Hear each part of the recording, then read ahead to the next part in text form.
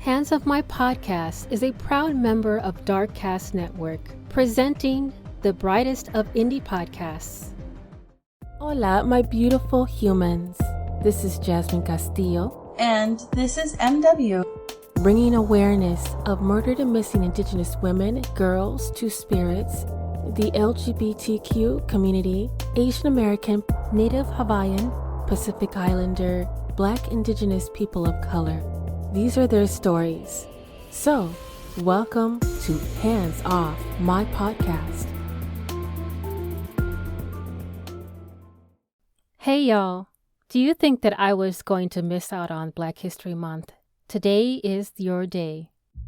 Black History Month is, of course, an annual observation originating in the United States. However, in 1926, there was a precursor of Black History Month called Negro History Week, when a historian, Carter G. Woodson, and the Association for the Study of Negro Life and History announced that the second week of February would be considered Negro History Week.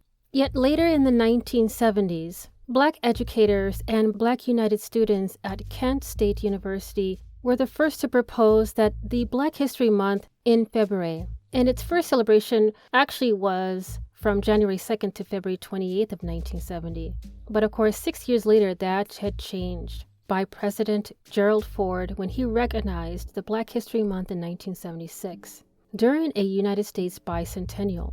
This month was to give recognition and focus attention on Black contributions to civilization. We should be proud of our heritage, and all Americans should always remember, like Morgan Freeman, actor and director, quoted, "I don't want a Black History Month. Black history is American history." Decades after the Civil War and through the racial violence that erupted across the country in years following World War I, there was a concerted effort to repress the teaching of Black history. Specifically in the South, they tried to suppress Black history or African American history in public schools. For example, the Reconstruction and slavery. This is where the definition of critical race theory comes into play. So this month, for Black History Month, we should all appreciate the struggles and successes of the Black community by the great Toni Morrison, who repeatedly told us to love ourselves, our body, and our hearts in the face of those who see us through their distorted vision. This month, we should be choosing joy, because Black joy is Black resistance, and I hope you join me as well. When it comes to Black activism, there are many historical figures whose accomplishments were glossed over. Their names were almost erased from history, and the controversy of critical race theory lies in the balance. Before Dr. Martin Luther King Jr., this man, along with his spouse, were America's first civil rights martyr. This is the story of Harry T. and Harriette Moore.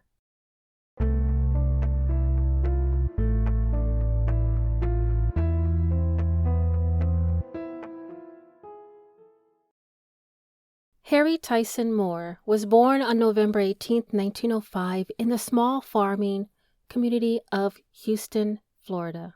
He was the only child of Johnny and Rosa Moore. Johnny, who tended to water tanks and ran a small store, died of health issues in 1914 when Harry was only 9 years old.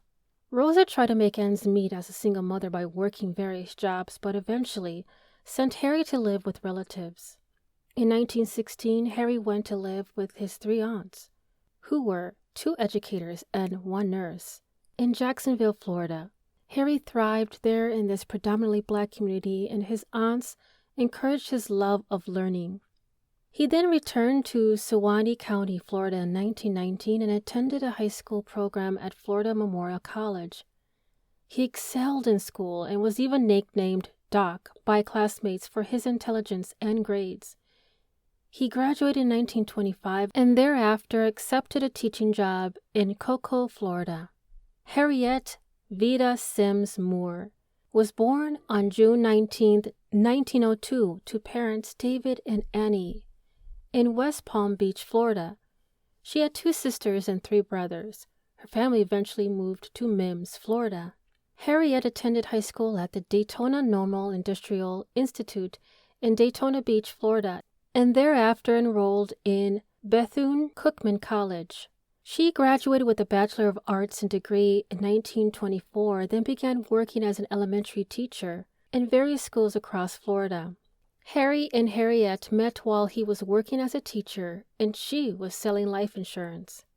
They married in 1926, and together they had 2 daughters, Annie, who was called Peaches, and Juanita Evelyn. The Moors activism really took off in 1934 when they founded a chapter of the NAACP, which is National Association for the Advancement of Colored People, in Brevard County, Florida. Harry, as a former school teacher, he was a quiet and earnest, persevering man who was not a spellbinding orator, but he wore out automobile tires and shoe leather traveling the state on behalf of the NAACP. Moore was tireless in pursuit of equal justice for blacks. They advocated for equal pay for black teachers, fought against barriers preventing black citizens from voting, and investigated lynchings. As a result of their activism, Harry and Harriette were fired from their teaching jobs. Harry became a paid NAACP organizer and was eventually appointed executive secretary for the Florida chapter of the NAACP. During his time as secretary, statewide membership grew to a peak of 10,000 members in 63 branches. While the Moors contributed in many causes, they were especially passionate about black voting rights after the 1944 Supreme Court verdict that declared all white primary elections unconstitutional, which was Smith versus Allwright. The Moors organized the Progressive Voters League of Florida. They helped register 31% of eligible black voters in Florida, which was over 116,000 people. Their work proved instrumental. By the time of the Moors' death, Florida had the highest number of registered black voters.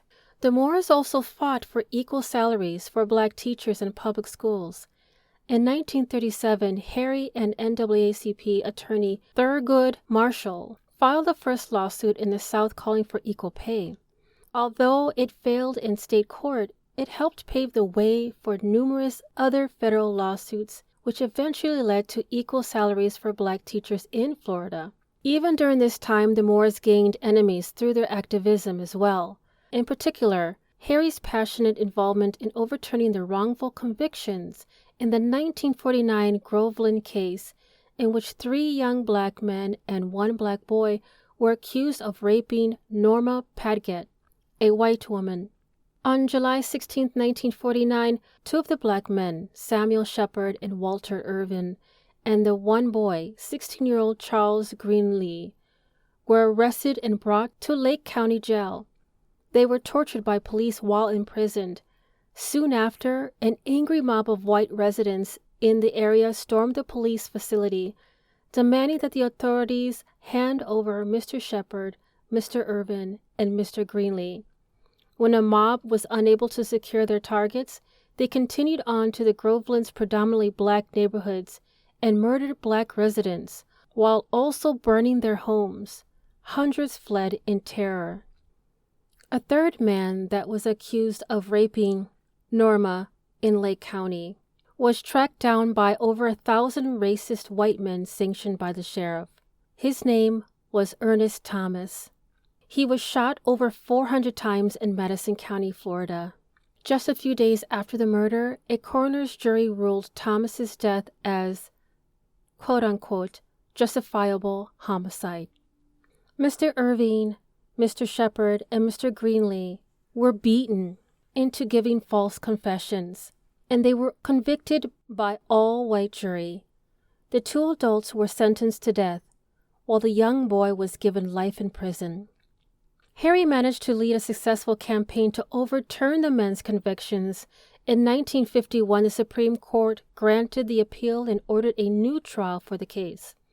However, the hopefulness was short-lived when the notorious Sheriff Willis McCall of Link County drove 2 of the defendants, Mr. Shepard and Mr. Irvin, to a pre-trial hearing. He shot them, killing Mr. Shepard and critically injuring Mr. Irvin, who was denied an ambulance because he was black.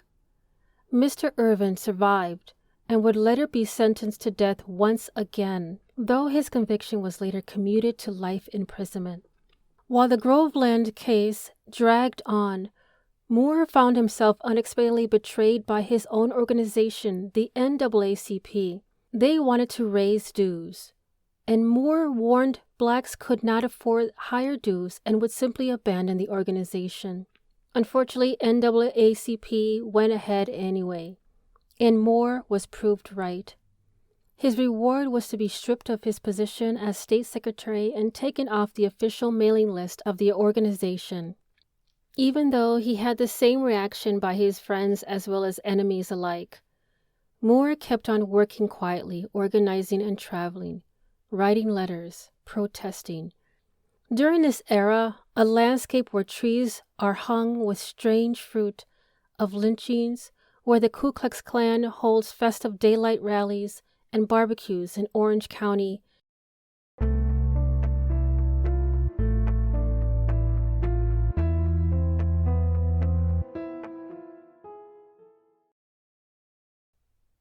On Christmas Day in 1951, Harry and Harriette were actually celebrating their 25th wedding anniversary. The couple retired to their bedroom. A bomb made of dynamite was placed directly underneath Harry and Harriette's bedroom. The Moores family knew they would not be able to secure an ambulance or a local hospital that would tend to them, which may have saved their lives. Instead, their relatives took the couple to the hospital. The trip was 30 miles, and Harry was pronounced dead when he reached the hospital. Harriette died 9 days later in the hospital. Harry and Harriette's older daughter, Annie, was in the house when the explosion occurred, but was unharmed. Juanita Evelyn was actually on her way home at the time of the explosion. The Moore's death made national headlines, and former First Lady Eleanor Roosevelt made a public statement at the time, quote, "It makes one sad to read the story of the bomb killing of Harry T. Moore, the state coordinator for the National Association for the Advancement of Colored People. That is the kind of violent incident that will be spread all over every country in the world, and the harm it will do us among the people of the world is untold." End quote. In 1952, the NAACP arranged a fundraiser for the family in New York City. Langston Hughes wrote the Ballad of Harry T. Moore for the event, a poem that has since been used as a testament in Black perseverance. Despite an exhaustive FBI investigation that lasted months, no one was ever arrested for the murders. Even the historically problematic FBI Chief J. Edgar Hoover claimed the Bureau would get to the bottom of the murders. There was 5 investigations on the murder of Harry T. Moore and Harriette Moore. Some of the suspects were all of whom were high-ranking Ku Klux Klan members in Florida. And one of those men who is a strong, probable suspect in arranging Moore's murder was Joseph Neville Cox, the secretary of the Orlando chapter of the Ku Klux Klan, purchased dynamite that was then placed beneath Moore's bedroom. Cox committed suicide the day after being closely questioned by the FBI. An associate revealed Cox's role in the murder years later on his deathbed. By the 5th and final investigation of the case, this was conducted by the FBI's Cold Case Division, with the investigation beginning in 2008 and officially closing in 2011. The purpose of this investigation, motivated by Emmett Till's Unsolved Civil Rights Crime Act of 2007, was to investigate violation of criminal civil rights statutes that occurred prior to 1970 and resulted in death. After reviewing the previous investigation, the FBI ended up with a total of 10 potential witnesses.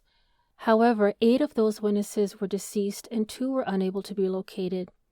With no new leads, the investigation once again concluded that Brooklyn, Bevlin, Cox, and Spivey, the last names of the high-ranking Ku Klux Klan members in Florida, were most likely responsible for the bombing.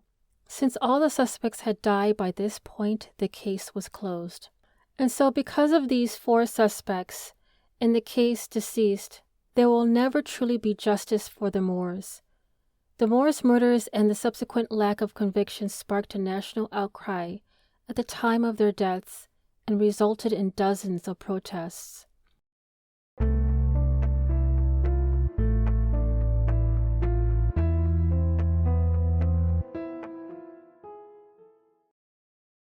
Juanita Evelyn Moore, before her death in 2015, spoke about her parents and the contributions to the movement and fought to keep their legacy alive. Quote, "This is a man who devoted his entire life, I mean his whole life. Even our family life hinged around his activities within NAACP and the Progressive Voters League.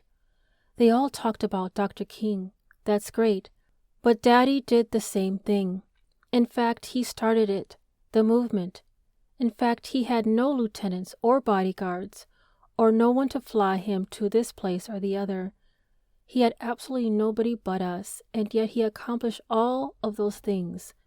The voting, the teacher salaries, all of the lynchings that he investigated. That's very important, a very important part of history."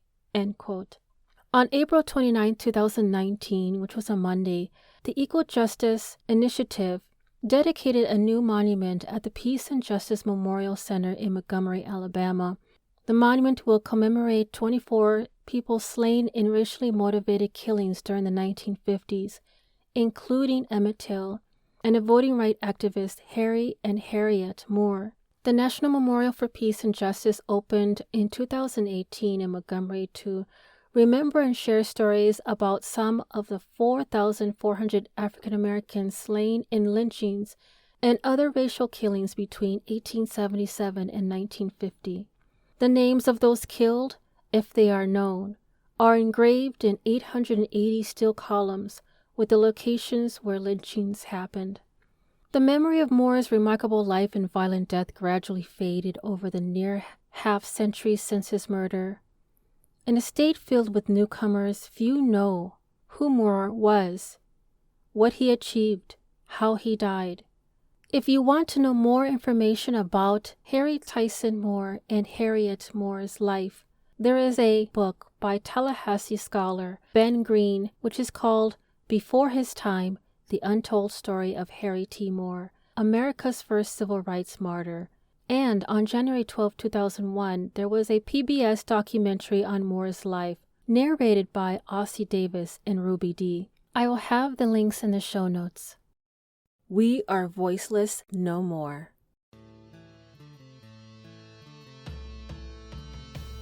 Thank you for listening to Hands Off My Podcast.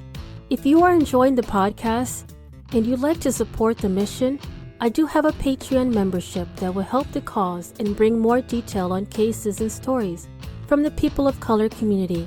If you yourself has a lost loved one or a story suggestion, please don't hesitate to contact me at email handsoffmypodcast@gmail.com.